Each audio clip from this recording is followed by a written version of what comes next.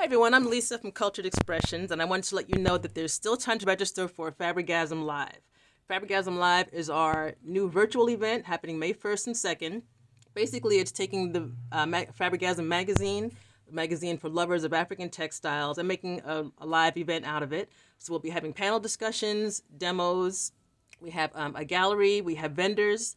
We also have an opportunity for you to be creative called Creative Critiques, where you can actually get on camera yourself and share something that you're working on if you'd like to get some feedback from friends old and new. And it's just a nice, great way to interact and celebrate our love for African textiles together. There are 3 ticketing levels.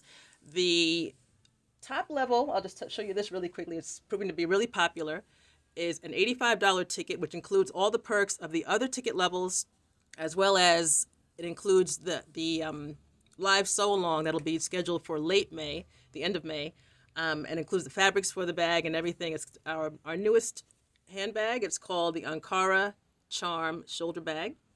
It's a lot of fun. It's fully lined and all that. So that's going to be a great class. I'd also like to thank our sponsors and partners.